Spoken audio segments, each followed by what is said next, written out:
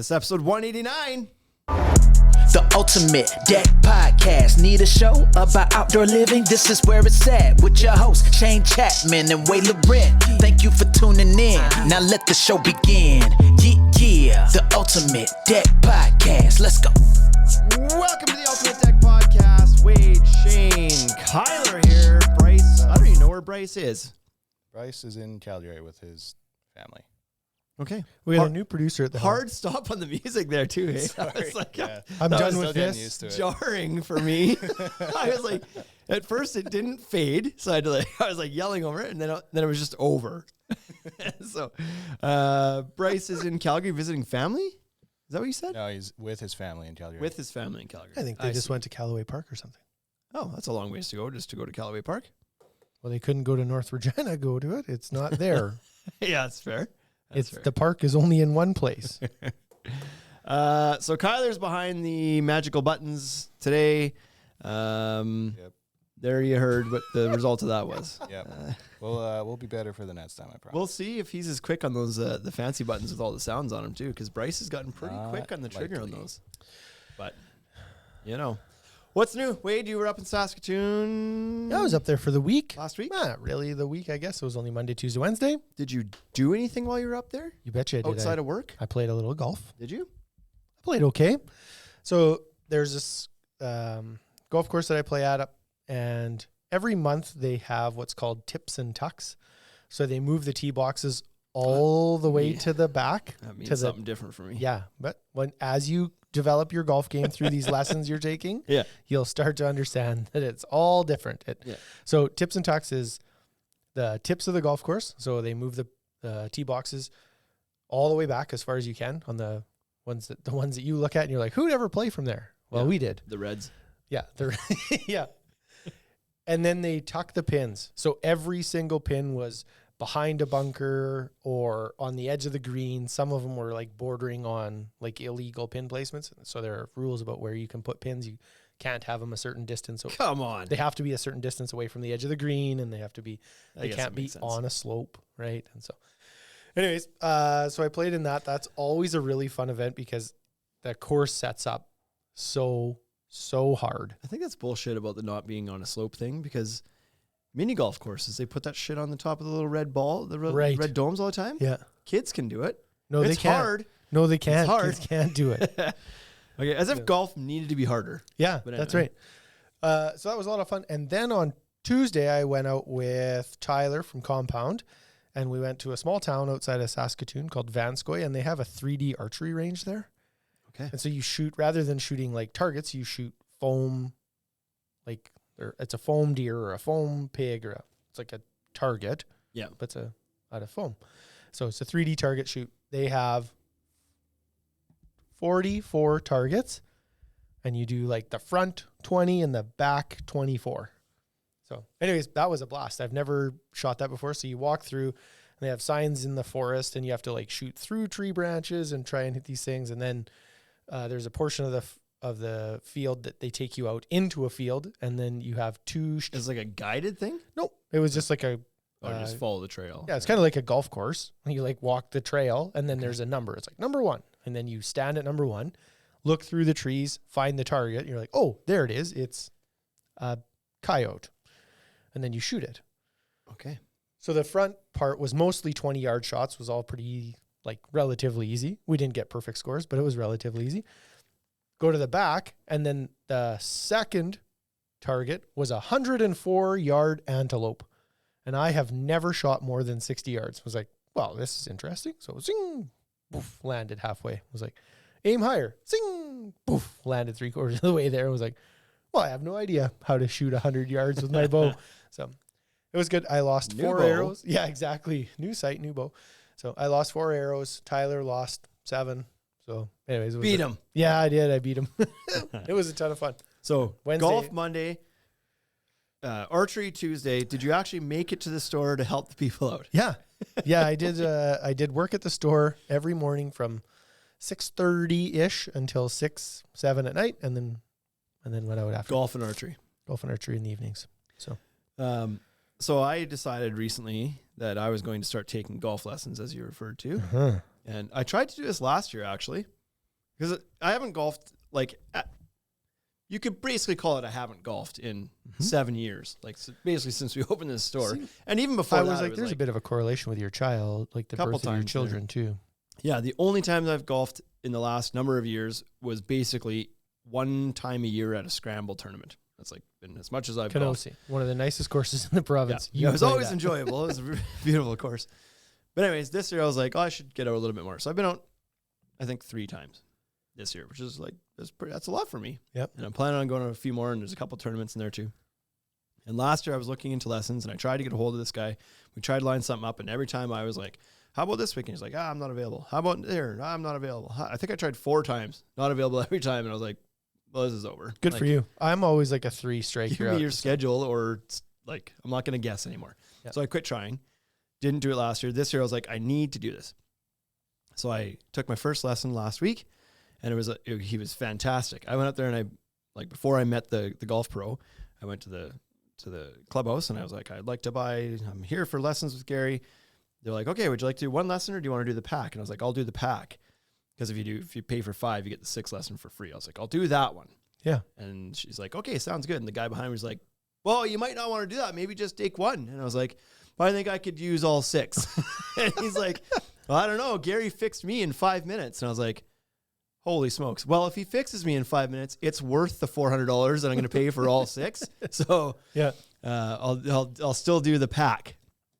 Anyways, I went out there, and yeah, he's fantastic. Like, right, it was like, so kind of asked you what you know about yourself. Like, how do you play? Like, what happens when you're out there? How do things feel? And you kind of tell him that. He's like, okay, now take a couple swings. And he just looks a couple times. He's like, okay. And then the plan is developed. Like, he just looks 3 swings, I think I took. And he's like, all right, we're going to start here. Okay. Like, What did he so start with? grip was, I think, probably the first thing we talked about. Close your hand. So, because he looked at my swing too, and he's like, okay. He's like, we're like, you've got like good balance. You transfer your weight well. Like a lot of people when they first start, like not first start because I'm not just starting, but like I'm familiar with the game of golf. But he's like, a lot of people have to work on their balance transfer and whatever else. He's like, you seem to have a pretty good like motion, but he's like, it's grip and the swing and everything else. So anyway, so I think he started with grip if I'm not mistaken. So he changed up my grip, and then he just like went through a few drills for sure. Like he was like threw a towel on the ground. He's like, I want you to swing at the towel. Maybe I'm skipping ahead here a little bit, but kind of went through the releasing the wrist. Like I wasn't swinging like that. Yeah. I was, and that's part of my slice. Baseball. I was never turning my wrists over, and so the club was staying open the whole way through my swing. Yeah. And so that was one of the first things. And one of the drills for that, he's like, everything we're gonna do for a drill is gonna be like super exaggerated at first because it's gonna feel weird, and we want you to like get used to that feeling. So when we walk it back to where it actually needs to be, that doesn't feel weird anymore. So the first drill is like, you're going to swing through and you're going to turn your wrist, and I want you to hit this towel on the ground with the toe, like with the end of your club, like not just off the toe of it, like turn the club right into it. Like, Oh, weird. if you know what I mean. Yeah. And so you're actually like hooking the towel right up, and it's like, you're going to come down and you're going to rotate your wrist, and you're going to like scoop that towel up and hit the towel with like the end of your club. So did that for a bit, and I was like, okay. And then, yeah, it was mostly grip he had me doing. The stance, he didn't change anything. One minor thing, like I would address the ball, and I'd have my shoulders, like my feet might have been pointed in one way, but my shoulders were tipped.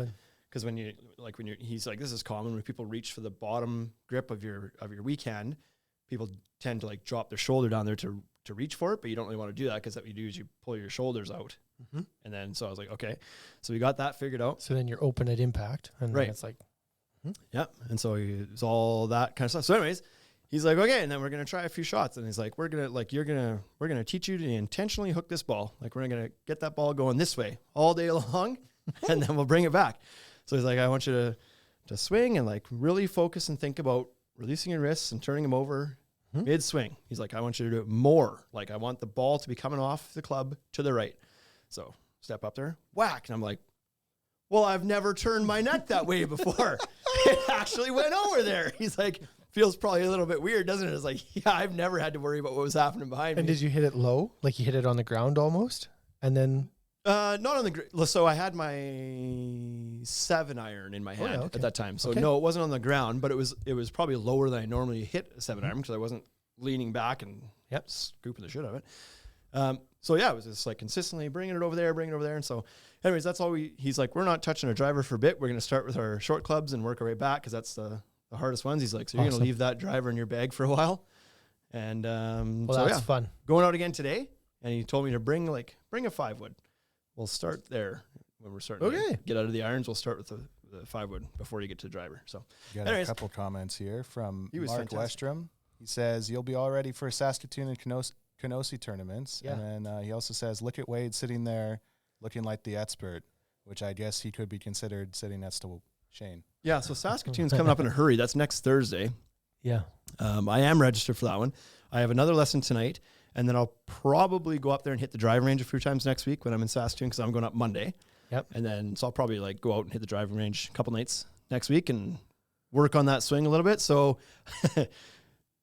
Thursday could either be a mildly improved golf game or it could be completely off the rails because I've changed everything that I know. It will be completely off the rails because you will have changed everything you know. So it feels good when he sent, well, even after I took some shots with the Golf Pro and then I had a few balls left and when the time was up and he's like, just go over there and keep practicing that swing.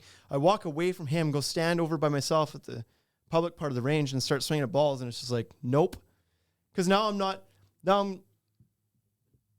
not like, I think with him, you're just paying more attention and you're not trying to crush it. And you're just like, you're trying to listen to the instruction and just like do the motion properly. And as soon as you get away from him watching you, it's like, all right, grip it and rip this shit.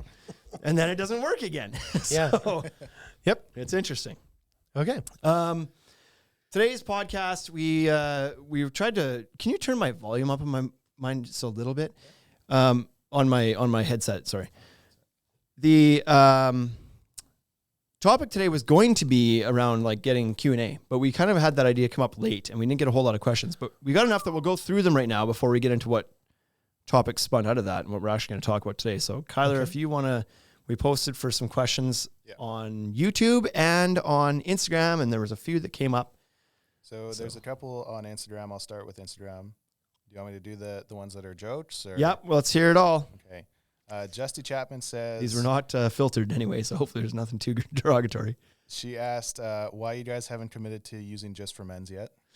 That would be my sister. She's probably talking about our beards and how gray they are. I guess I would have the same question for her. Why is she not used Just for Men on her facial hair? I'd be curious about that too. TC Debts asked Wade's opinion on building inspectors, which I'm assuming was to rile him up. There we go. Yep. Pass. Pass Next question. Okay. Yeah. Family Plumbing asked, what is the worst customer-built deck you've seen that the customer thought was well made? Ooh. Okay, and so that's the one that we decided we'd spin an entire episode off that question. Yeah. So we'll come back to that one. Let's move to the other ones here that we have because we're going to. While Kyler's looking them up, we decided that we're going to take that because I don't know what that answer is. I couldn't think of one for sure, but we're like, well, there's a bunch of shit we've seen that's not right. Yeah. Let's talk about that. Yep. Not necessarily that the customers were all proud of, but like things that we've just seen in person. And then the YouTube comments, one of them was asking about deck privacy screens. That's all it says is deck privacy screens. Oh, yeah. We have that option online. So I guess we can talk about that one a little bit. I assume the question is like, what are the options for deck privacy screens, maybe? Yeah, something like I would say that we have 3 really, they can be anything. That's why it's a hard question to answer. That's why it's a hard thing to look up yourself because like there's a lot of things you could do. But the 3 most common that we have are the aluminum laser cut decorative powder coated screens. Yeah. And those, like the brand we carry is called Oasis. Another big brand that people know is Hideaway screens. They're just like a 3-foot wide by a 6-foot tall, thin aluminum powder coated to black or white, sometimes brown, mounted between 2 aluminum posts or wood posts, whatever you want. And so those are extremely popular because you can get different designs and stuff cut into them. Well, they're stock designs, but you can get different looks. Different colors. Limitation is that they're only 3 feet wide. Yep, there's which that. is a little bit tricky when you start looking at doing an 8-foot deck or a 10-foot deck. 10-foot actually works, but with the posts, yeah. Yeah, 12-foot deck doesn't work that great. It certainly doesn't always work because how you can kind of play with it a little bit is you can mount the screens between the posts, which are 3 inches. Most common. So it's like you're like 3 feet and 3 inches and 3 feet and 3 inches and 3 feet and 3 inches and 3 each, like 3 inches on each. If that doesn't work, sometimes you can not mount between the posts and you can face mount them to the post or back mount them to the post, right on the posts themselves.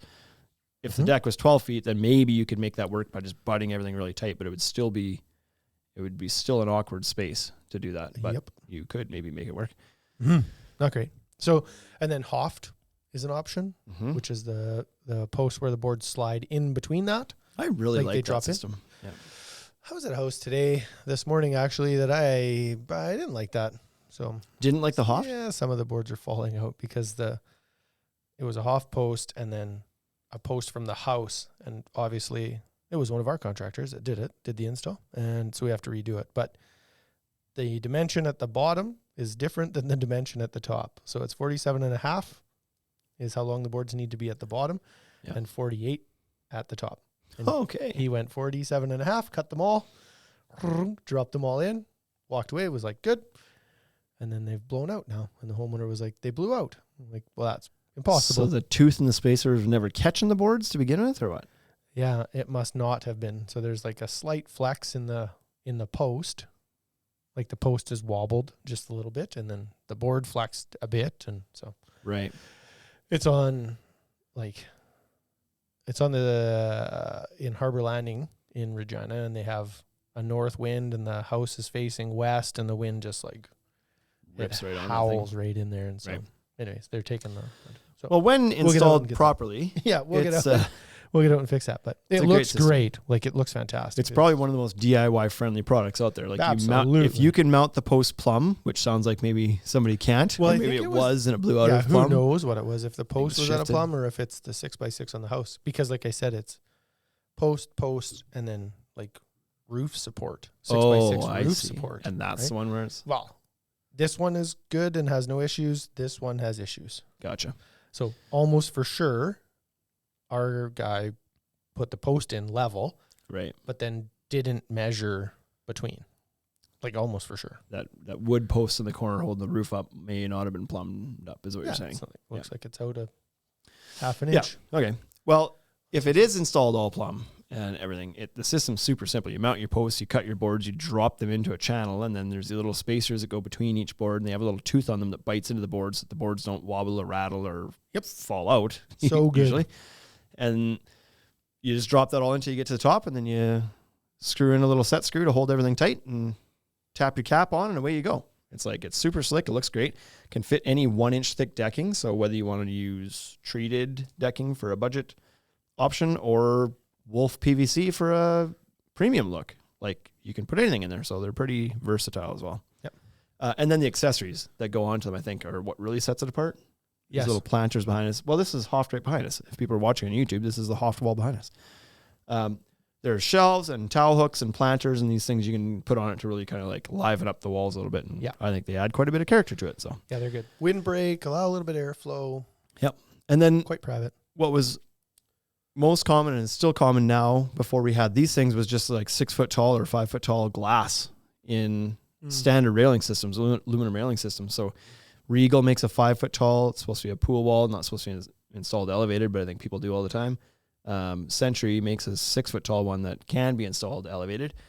And you just pick your flavor of glass, whether that's going to be like a frosted glass or a textured glass of some sort or a colored tint or something, or clear if you really want, if all you're going for is windbreak. And those are a good privacy option too.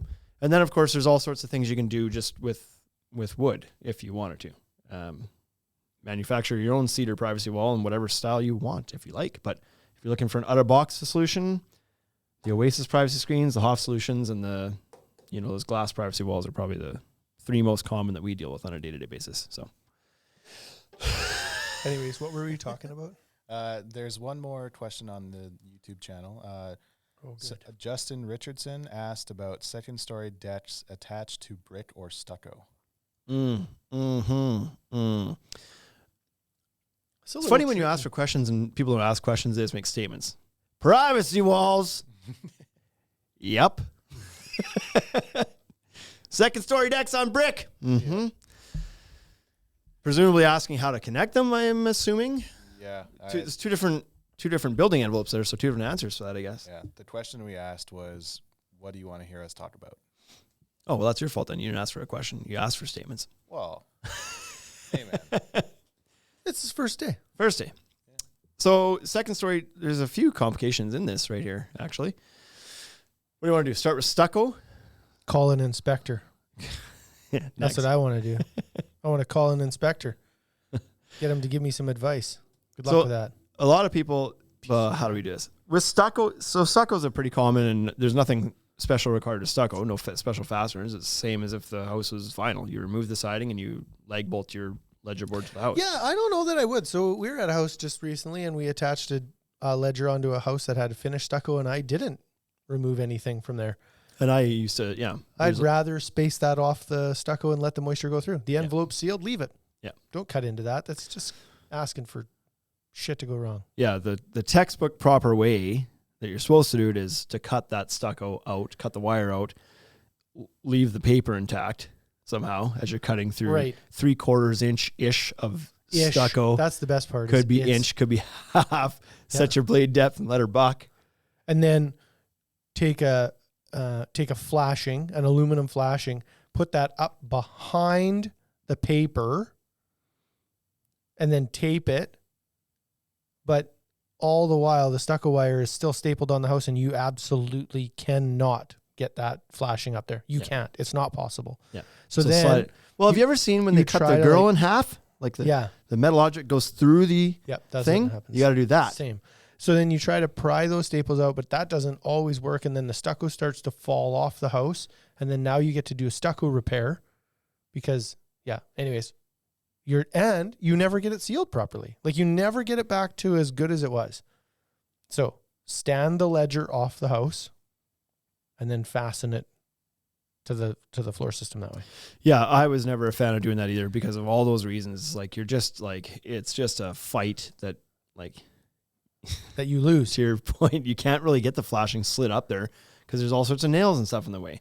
And so sure, some guys will cut above that and do a stucco repair, but like you're not doing that flawlessly. You'll see that. Yeah. And so there is like a drawing. There is a plan that they should put in place in the like code book or the inspectors, like these super wise, knowledgeable, reasonable people that come out and inspect your deck. Mm-hmm. There should be a set of plans for if it's a new build and you know you're going to put the ledger on the house at that time, then I think the right way to do that is flashing and tape and then house wrap and blah, because you have the opportunity to do that properly. So do it then. That's right. And if you can't do it then don't do that. Right. Because it's worse. It's like, nope, the book says this is how it is. So what you're suggesting is standing the ledger off the house a little bit to allow airflow and water flow behind the ledger, and you can use it like there's products out there like those deck to wall spacers that are like they're manufactured for this exact purpose. That's correct. Or you can use any like PVC product, any like hard solid core PVC product behind it, like anything that's impervious to moisture, to stand the deck off and allow that airflow behind, allow the water to pass behind. Like keep it 1/2 inch off or 1/4 inch off the stucco. Yep. And so I remember we managed an install a couple of years ago, probably 3 or 4 years ago, with a house that had this, but they had the rigid foam insulation. So that's when stucco's not when it's not a great idea just to slag that thing over top of the stucco, as if there's rigid foam insulation behind it, because that'll compress and whatever. But we took it to an engineer and been like, how would you like this attached? Because there is rigid foam back there. Yep. We don't want to cut that all out, et cetera. And they suggested it was basically they wanted to cut out like standoffs again, essentially, but that the standoff had to get back to the structure of the house. So you had to cut your hole just enough to allow the spacer, the standoff that you're using, to slide into the hole, and then the board would compress against that instead of compressing the rigid foam. Correct. And that was an approved, engineered, stamped way of going about doing that too. So so same thing, just shorter scale. Right. Exactly. The other option is to not attach it and just to put a second beam at the house, unless it's it might be a walkout in this case, so maybe they don't want that. But you could just not rely on attaching to the house for that. Then you could, if you didn't like that, you could look at using some steel framing, because your spans can be a little bit further in between posts, and so that would help. Yep. And then when it comes to brick, so this really kind of depends on where you are. Some places are they don't want you to attach to brick at all. Some places are okay with you attaching to brick with their like they'll have a diagram in their permit application or building process that shows you like, oh, we want you to use whatever it is, 5/8 lag bolts drilled through, clear hole, kind of similar to what we just talked about with the standoff in that capacity, so that you're transferring that connection through the brick and into the solid framing behind, because most brick is just a veneer. It's not structural in any way. You're not supposed to attach to it necessarily. Yeah, it's just glued, like it's essentially glued onto the house. Yeah. And so the other option, which is accepted, these brackets are available in the US, they were available here, but now they're not anymore, is the Simpson brick veneer ledger connectors. Yep. And so Simpson has designed and engineered and released a connector meant for attaching through brick and through, I'm not going to pretend I understand how it works with the brick, but they've managed to transfer the loads through the brick into the house without popping the brick off, or with through angled lag bolts and this little ratcheting connector system thing. Like it's a piece of art, this little bracket. But apparently they work great. A lot of people that have used them love them, and they're fine. But Simpson is now no longer selling them in Canada because their engineering that they went and got or something was missing one detail about diaphragm loading or something, whatever the hell that means.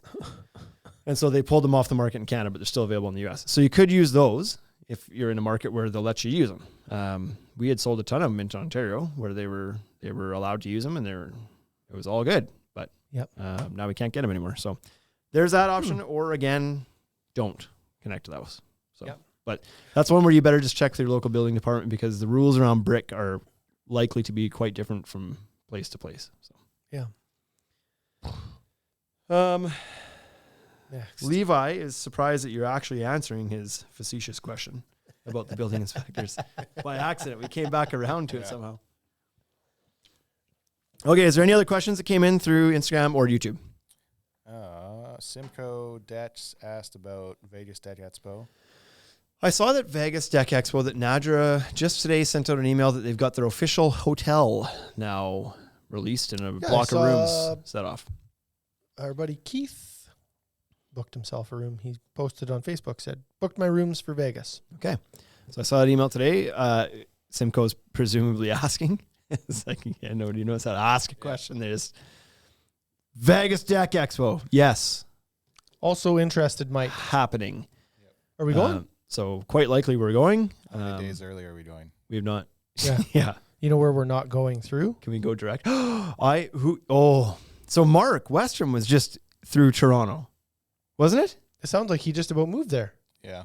I feel sorry for you. He got stuck in the airport too. Did you read his story? Probably not. Yeah. It was in Facebook to us.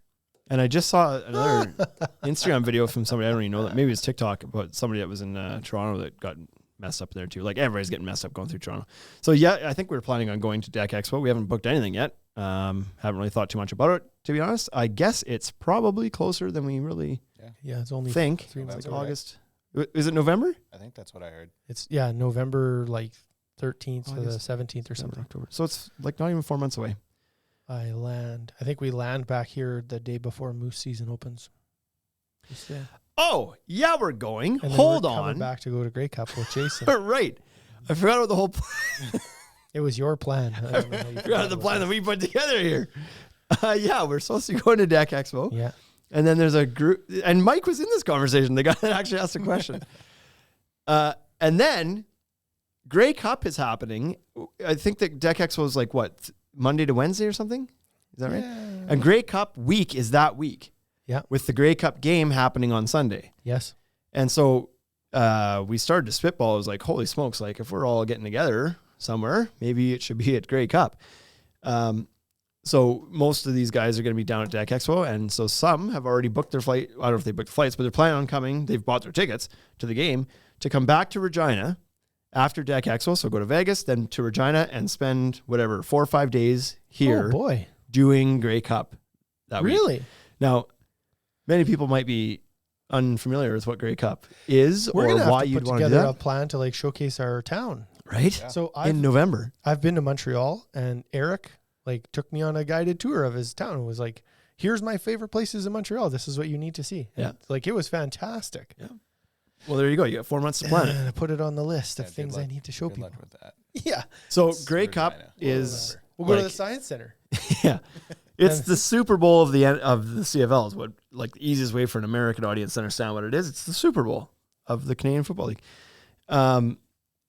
It's fantastic because unlike the Super Bowl, it's not this like giant multi-billion-dollar corporate event where the average person can't even go to the game or there's no events for like average people. This is all about it's a week-long party. And they set up these pavilions, sometimes all around town, but in Regina, it's actually quite nice because they usually use the real campus where we've got all these rinks and like sporting facilities, and they do it all in there. So every team has its own pavilion party place with live bands and booze, of course, and it's all connected. So if it happens to be ugly outside with weather, then you don't have to go outside. You can just party for a week straight, and there'll be like, I don't know. There's always tons of stuff going on. I haven't been to Grey Cup since 2003, so I shouldn't but when I did go, it was freaking awesome. And I know there's people that travel the country to go to it every year because it's such a massive party. Yeah, and so we have a couple of different strips in town where there's like a strip that has kind of 5 or 6 bars on it, and then another one in another area close has a strip that has 5 or 6 bars. And so those streets, they do it up as well, right? They have extended hours, and they also bring in bands, and so you can either go to the pavilions or you can just be around town anywhere. Yeah. So anyway, yeah, it's a lot of fun. Yeah. So definitely worth going to, even if it didn't happen to line up with something else. It's just a great touristy event to go to. And then the game, not to forget the game, but then that's the game. That's like the least exciting part, I think. Right. The whole week of partying and all the events leading up to it are always like, it's a pretty big deal. And then the game is on the Sunday. We've got some tickets still left. I bought a bunch for people, anticipating people would be coming. Some of them were chosen. I think I have 3 left. So if anybody's wanting to go partake in this, Jason Meyer from Fortress is coming out from Toronto for sure. You, me, our wives, and there's a few other guys that are in that chat that haven't officially committed yet, but they're thinking about it. So we're hoping to get a group of maybe 8 or 12 of us or something like that up here, or 20, like whoever decides to come. The more the merrier. But act fast because of the Grey Cup. I don't think there's much for tickets left, but I've got a few. So okay. Well, so make that up. Sell them on the black market and get rich. Right? There you go. Scalp them. We booked the tickets in the Pill Country. Zone. Pill Zone, so standing area only. It's a bit of debauchery down there. Yeah. And so they were cheaper there, and that's where the biggest party will be, is in that zone. So yeah, it'll be fantastic. Levi says we should go coyote hunting in southern Utah while you're in Vegas, Wade. Sure, and then you could come up here in November and we'll go coyote hunting then. Yeah. Out of Wade's backyard. They tend to roll through Harbor Landing like it's their home before it was there or something. Check mark. In. Yeah. Yep. Okay, is that it? Can That's we? it. Yeah. 38 minutes. The topic was spun off the question before of what's the worst, I'm paraphrasing, but what's the worst deck you've ever seen that the customer is like proud of, that they thought they had done a great job? Yep. So I think his was like, customer built it and was like, look at this. And you're like, holy shit. So I don't know that I can think of that exact scenario. Well, I think you did that actually. I do think that you listed one on here where the customer was so proud of it. And I was just like, is this one that you mentioned? No, you did. No, I don't Anyways, know. go through it. Anyway, but what we thought about was some of the crazier stuff that we've seen in person. There's, of course, lots of like folklore about decks gone bad and pictures you've seen on the internet, but this is stuff we've actually talked to the person about. Yep. And so, ready. Number 1 was pallet decks. Wade, you said you've literally been in a person's house or what? That built a deck out of pallets. Yep. It's not just a Pinterest thing. Yeah. But typically it ends up being like, it's not an elevated deck, right? It's usually kind of pallet patio. Yeah, it's a pallet patio is what it is, right? Sure. And then they screw it all together, and then they're like, yeah, and then you know what? Like I took these fence boards and I just screwed the fence boards onto the top, and it looks so good. It's so good. It's like, it's not good. So I've for sure had people ask us for pallets with the intent of doing this. I've never seen the result of it, but it's like, yeah, I guess there's a stack of pallets up front. Knock your boots off. Yeah. Knock your socks off. But this is not a good idea. And then he was so excited about it. Actually, he was going to do it for another cabin that he had. He was like, do you have more pallets at your place actually? Because like I didn't get the pallets from you. I just got them from wherever. But like I could maybe pick some pallets up from you guys and then I could do this again. I was like, yeah, we have pallets outside the building all the time. You could certainly pick them up. So thank Pinterest for this one because it's a Pinteresty thing to do. People make shit out of pallets all the time, and patios and decks are one of those things, I guess. I suppose if you just need a very short-term, temporary ground level, get out of the mud, beside your camper, tearing it out in 3 months, then sure. Put some pallets down and top it with something, I guess. Fence boards. Second one we had was face screwing hollow decking.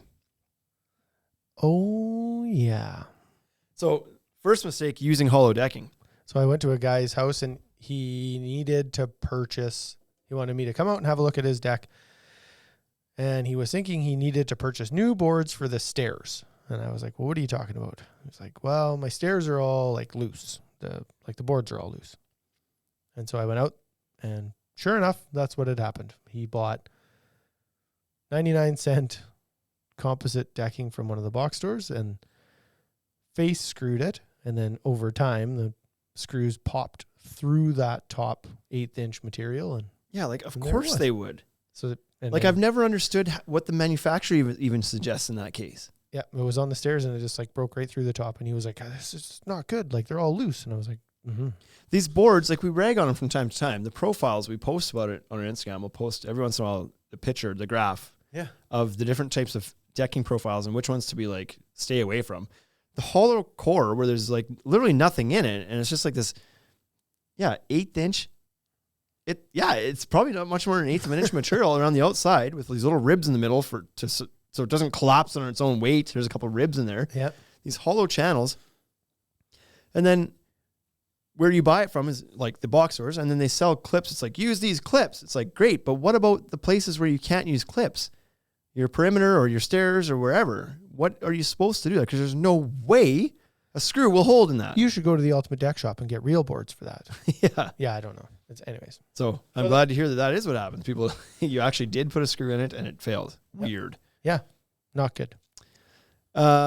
Number 3 was, this one was one of our favorite. We got to witness this one firsthand. Stapling, and we've talked about it before too, stapling down Wolf PVC decking or any PVC decking. Yeah. So the problem was the guy didn't use long enough staples.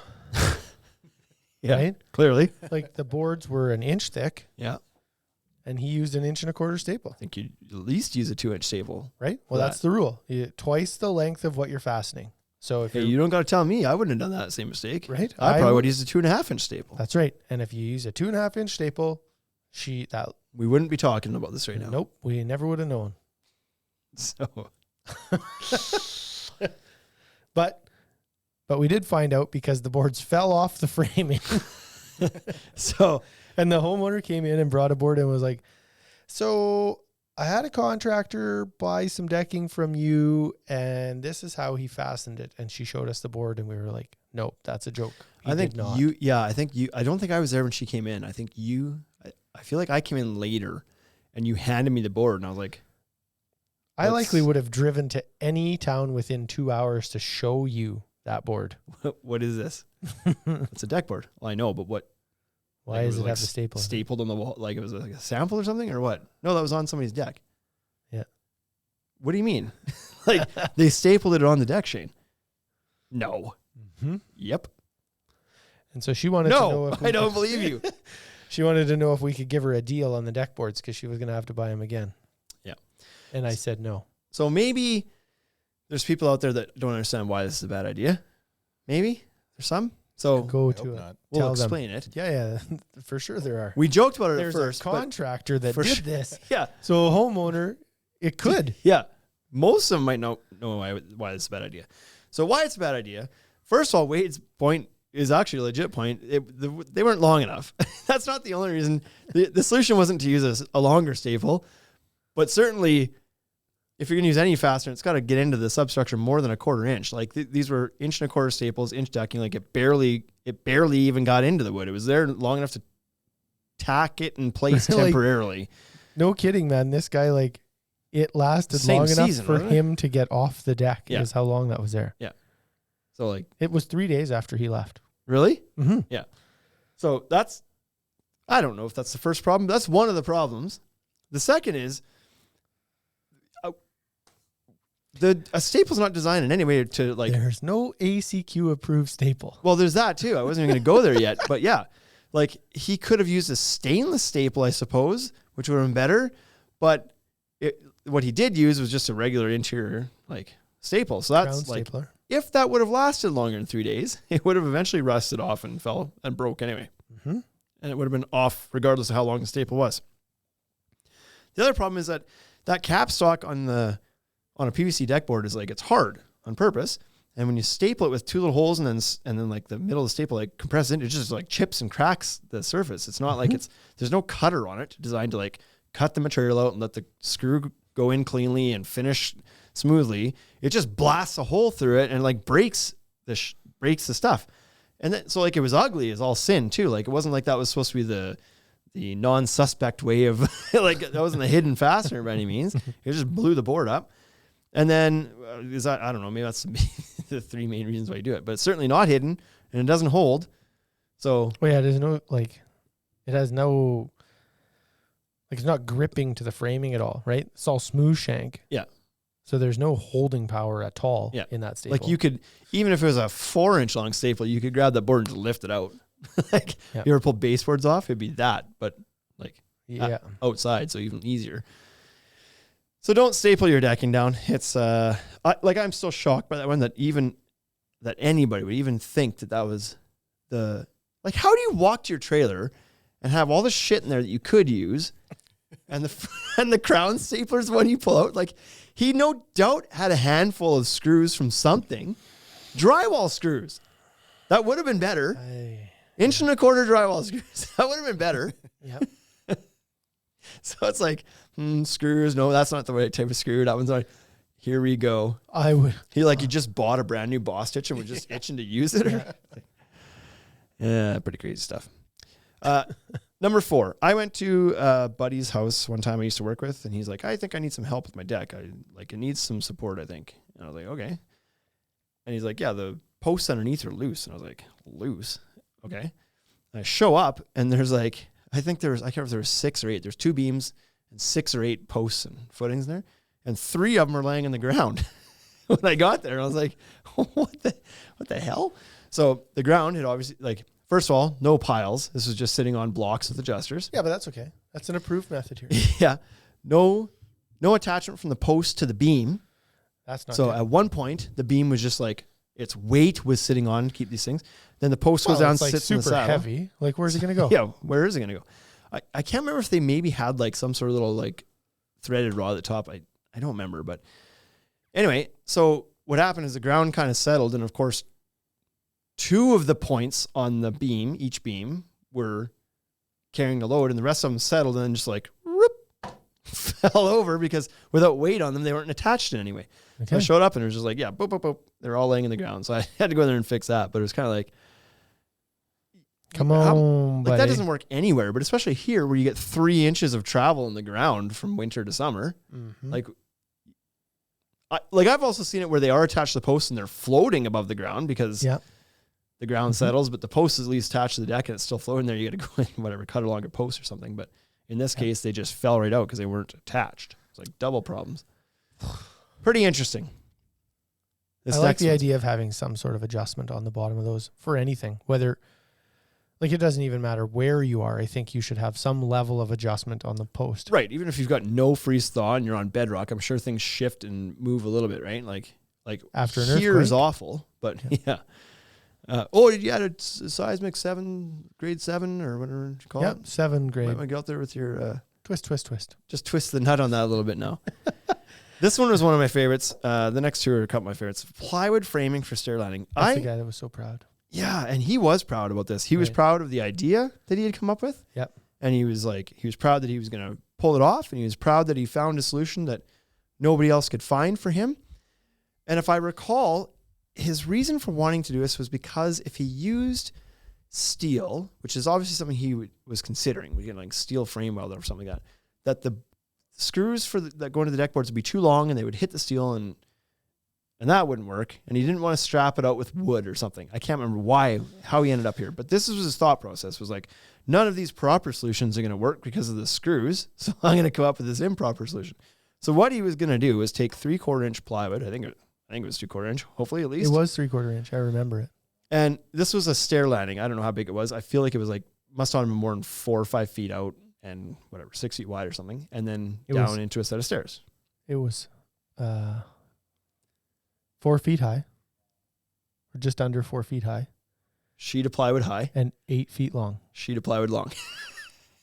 This So was the Efficient, solution. at least. his idea was he was going to trace out the entire framing in one piece out of a sheet of plywood. So from the connection to the house, 4 feet out as his joist, Yeah. and then it would go straight into the stair stringers Yes. in one piece, Yes. which you've seen that with steel tubing before. I've seen people do Mhm. landings like that. But he was going to cut these all out of plywood. And then was going to. he did do this. Didn't he come did. back and he bought railing too afterwards? Is that the I'm same sure guy? he did. Taupe railing. Yep. And so, I never saw it afterwards, but this was his idea. And I just remember sitting there when he's trying to explain it. Or maybe you were explaining to me. And again, in those moments, it's just like, I don't understand. What do you mean? Like, because in my head, I'm like, I hear what you're saying, but there's no way that's what, I don't even want to repeat this back to you to make sure I'm understanding. So Because he needed it sounds to so dumb. he needed to make sure that the joists were strong, so he had an 8-inch joist. That's like what happened with the plywood. He cut it so that it was 8 inches tall, and then it, like the bottom of the joist, then transitioned to the bottom of the stringer. Yeah. And just became an angle, and then the plywood went across and then down. Yeah. 7 1/4 and out 10, down 7 1/4. Yeah. It was one 8-foot long deck, Wild. joist and stringer. It's probably still standing. It's probably, When he told me that was about like it, 6-7 years ago. so he showed it to me. He told me what he was going to do. He drew it out on a piece of paper, and I was like, okay.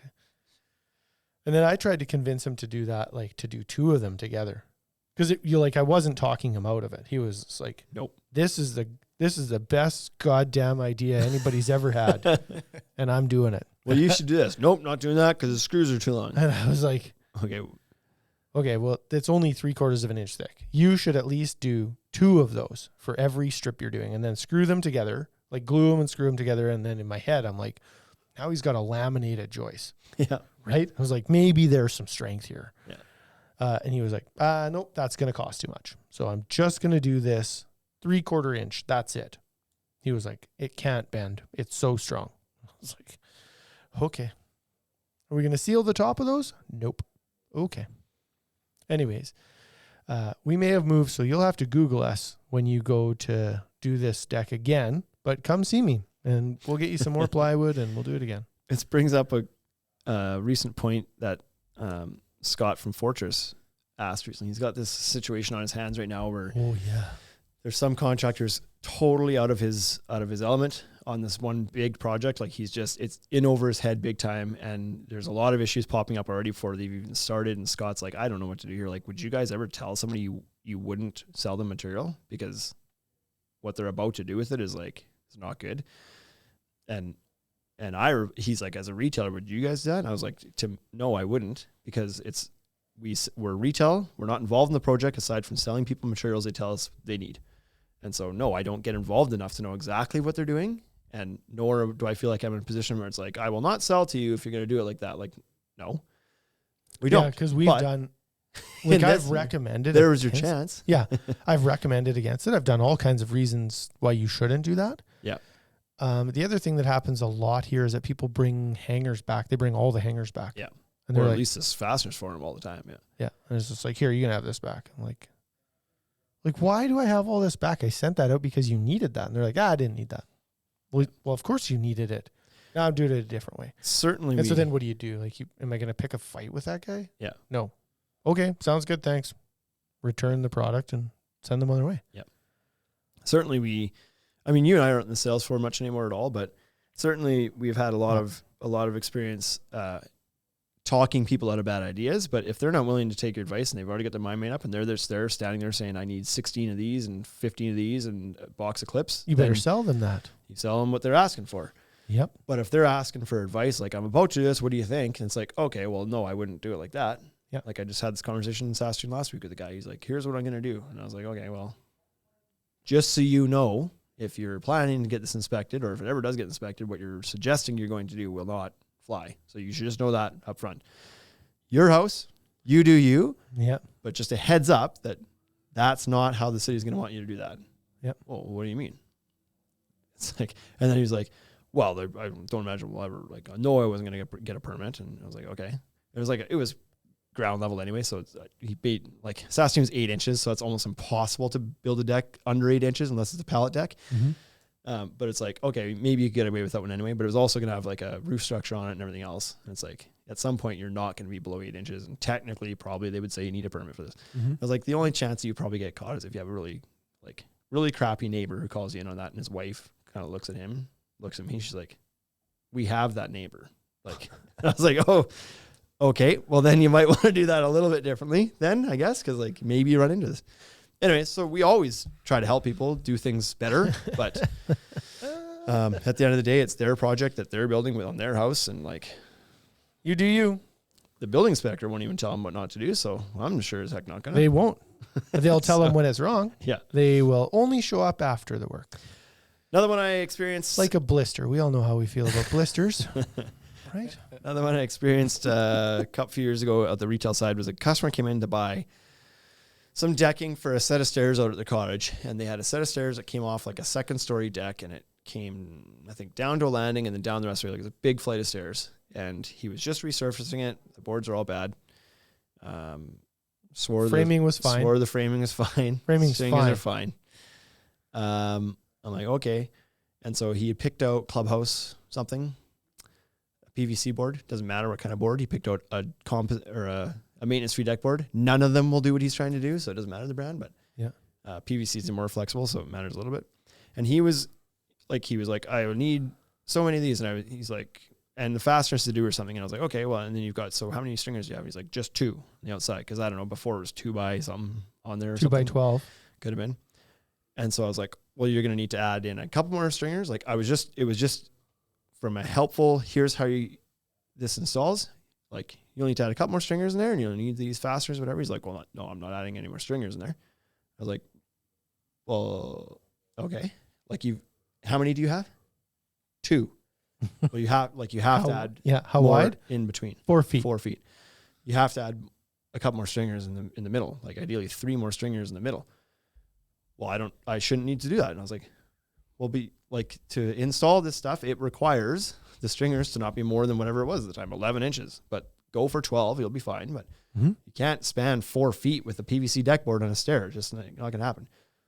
Well, I think it'll be just fine. And I was like, yeah, what do I know, right? And he's holding the 2 foot sample on the wall, and he's like, look how stiff this stuff is. Like it'll be fine. And I was like, you're holding a 2 foot piece in your hands, pushing on it with your thumbs. And even then it's bending a little bit. Can you not see that it's bending a little bit? And I was like, but what you're asking to do is take a 4 foot piece and put 200 pounds of weight on it, but flop the 200 pounds of weight on it. So it lands at 300 pounds. I was like, here's what's going to happen. And so I took a 2 foot piece and I laid it we had a ground level deck in the store. I laid like one end on the 6 inches off on the deck, one on the ground, and I stepped on it. And I was like, look, I'm just pressing on this, not with my whole weight. I'm pressing on this with like 80 pounds of pressure on a 2 foot piece. Look how much it's flexing. You're wanting to 4 feet with 3 times as much weight. Oh, well, I don't know. I think it'll be fine. I'm like, okay, how many boards you need? Just so you know. And then, so the part that bugs me the most about this. Premium PVC board. No, where are you cheaping out? The part that bugs me the most is that in a year from now, he's not coming back here to buy product from us. He will not walk in that door to buy a 2 by 12 because that would be embarrassing. Yeah. To be like, ugh, you were right. Yeah. And so you lose that. Not that I need to sell a 2 by 12, 16 foot. Like, we're not going to make or break our year on that. But like the guy should have just bought it because he's going to buy it anyways. Like I know that's happening. And then he's going to go buy new deck boards from somewhere else because they're all bent. Because the Ultimate Deck Shop sold them crap boards that all did this. They all broke. You should have been like, I'm not. Yeah. No, you don't be like, I'm not selling you that. But you should have told him. Oh, the best way to do that is to take a 2 by 12, screw it down, and then screw this nice board to that. Yeah. I don't even recall if he ended up buying it or not. I have no idea. I just remember that. The last conversation I remember having is being like trying and being like, no, you should really do this. And him just being like, nope. I don't care what you're saying. All good. I believe that it's stiff enough. Perfect. It Okay, is. sounds good. Absolutely. Here's the Cortex plugs too. These will be so sweet. Look at how great these are. Yeah. And Wade, the final one that you brought up here was railing posts screwed to just the composite. Yeah, so people do that. Composite. Yeah, like just all the time, and you see it. I haven't seen it on a deck. I've only seen the railing laid beside the deck. Right.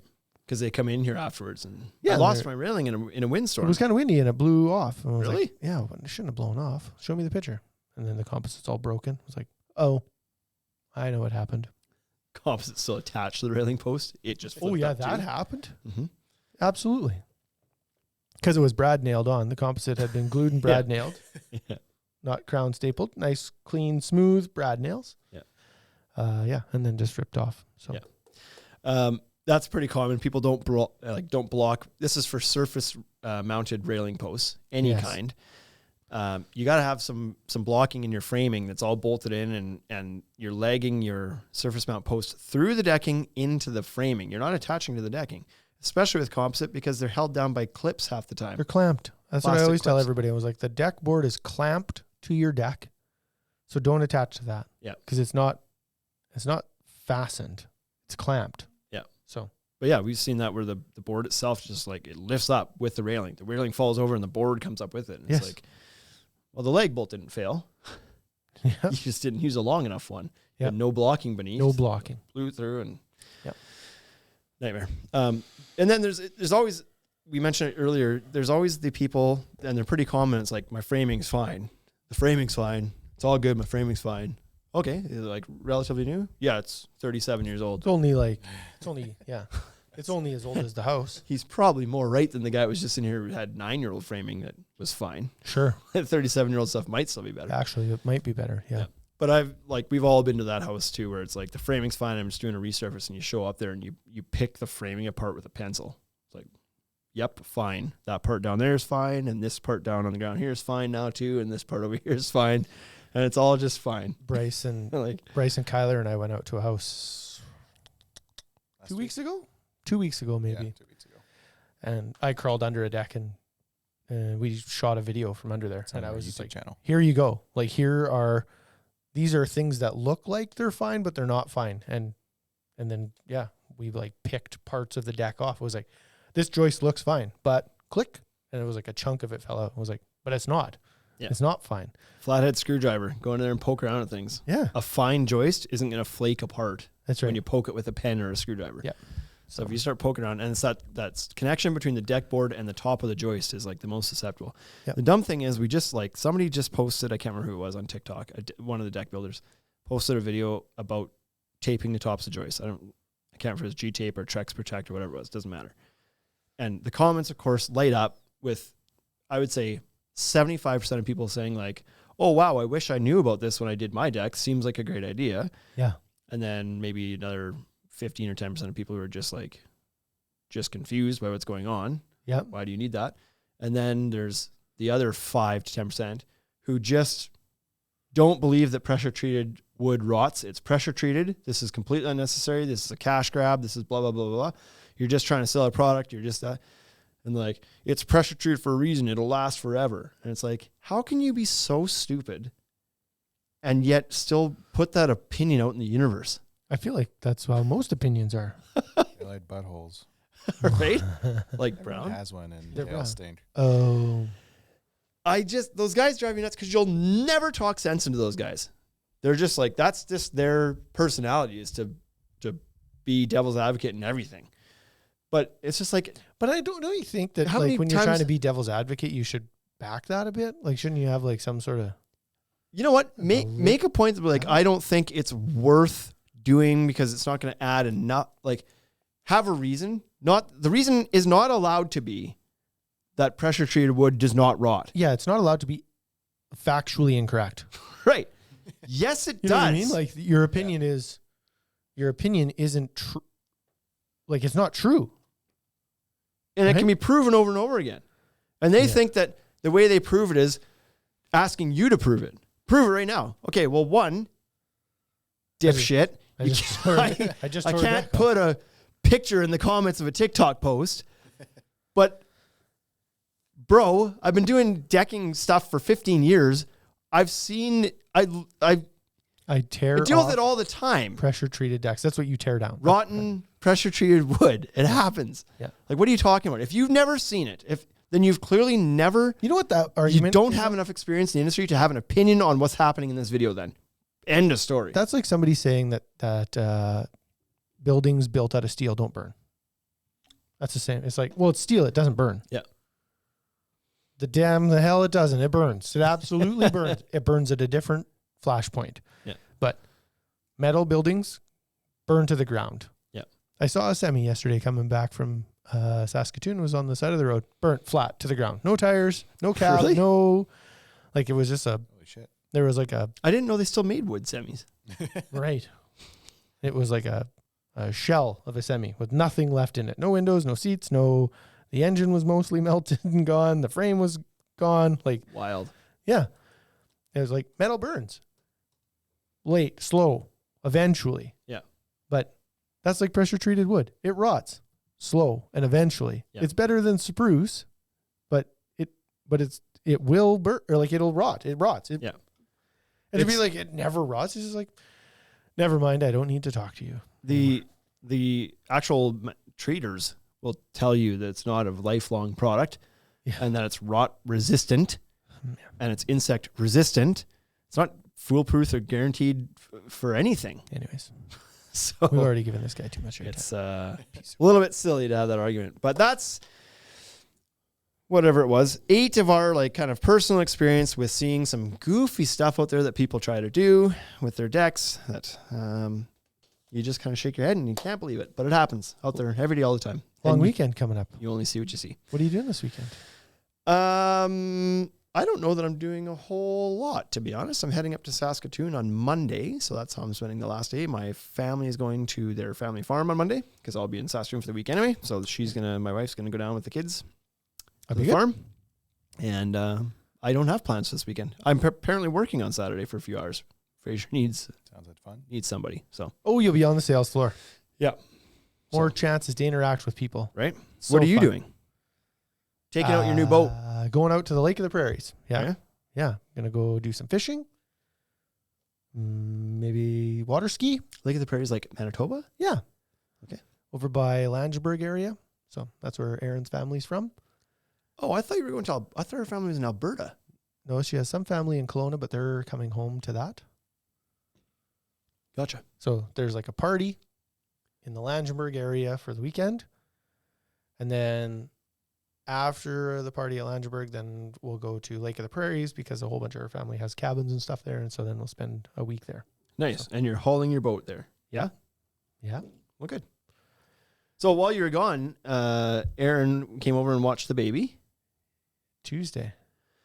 because we went out for our anniversary supper. The kid's super funny. So she sent me a picture of him sleeping and smiling. He was Yeah. like a huge smile on his face. He was Yeah. sleeping away. He'll do that sometimes. It's pretty good. But we went out. We managed to get out without the kids and For the anniversary. went to Earl's for supper. Came back home for a quick feeding. Yeah. For the baby, not for me. Yeah. And then went out to Kip Moore concert. And Really, really good, actually.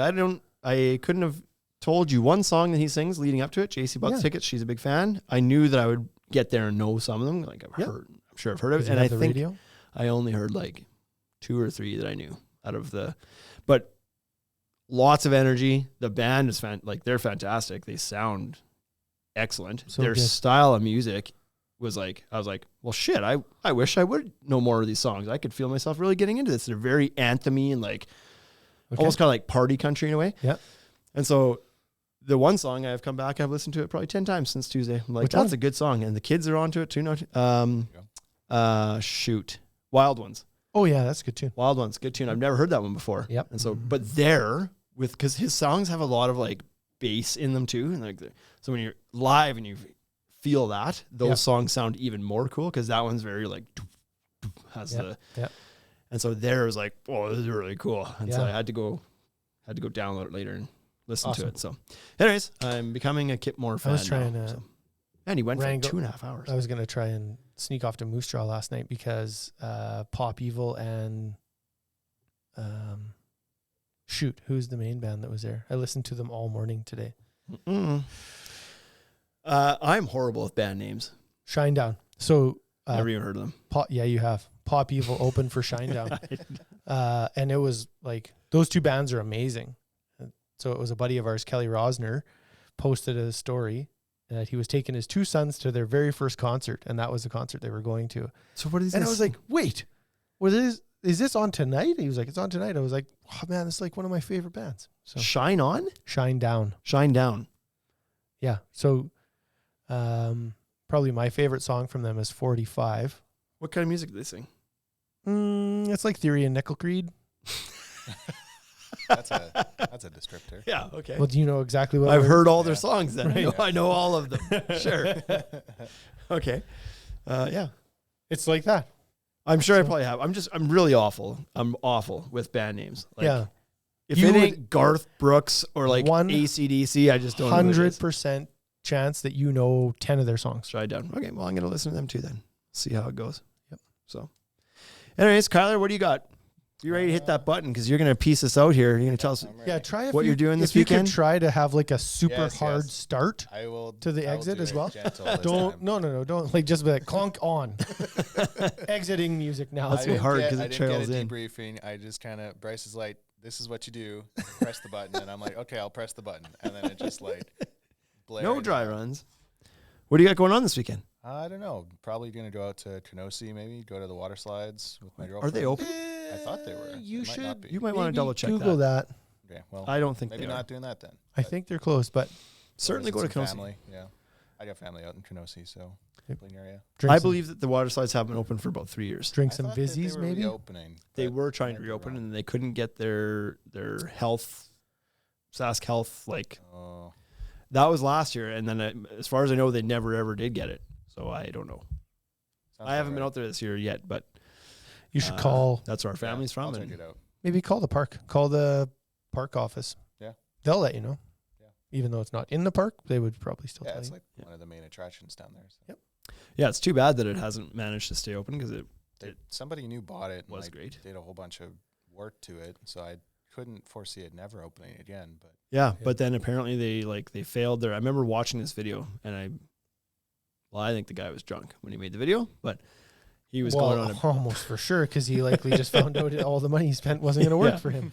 they couldn't get their whatever they need their license to open from Sask Health or something, the Sask Health Authority, and they kind of similar to Expectors. They wouldn't tell them what parts were failed and what they needed to do, but they wouldn't allow them to open it for whatever reason. And then this guy went on this big rant on like Facebook or something like that, posted a video and got us, and I think that was like might have been 2 years ago in the fall, and it never opened last year.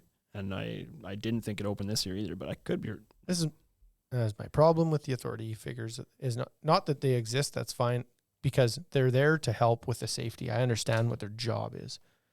The problem I have is that they don't help, right? They just point out problems and they don't help with the solution. I have that same problem with some employees. I tell them it's like, I don't need a constant.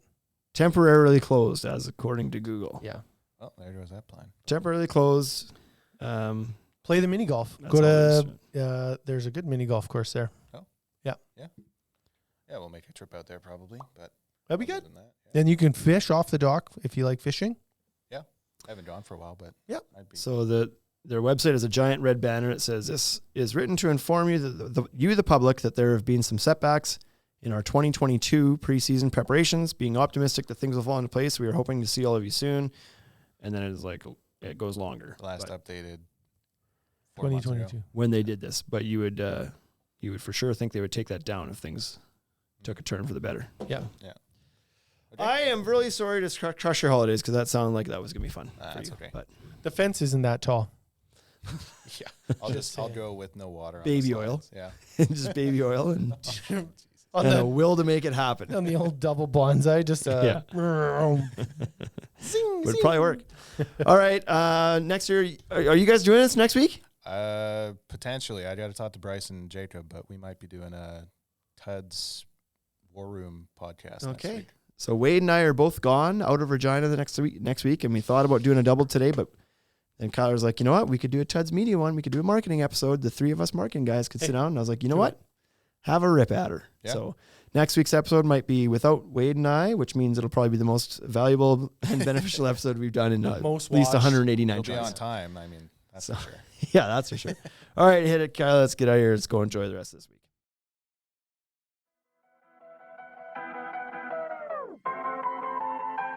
Hey, thank you for listening to the Ultimate Deck Podcast. Now you know what we're about. Check the site, come and shop. UltimateDeckShop.com. Hit us right away for sponsorships or tell us if you want to collaborate. Let's go. Check us out on any social networks. Thank you for listening.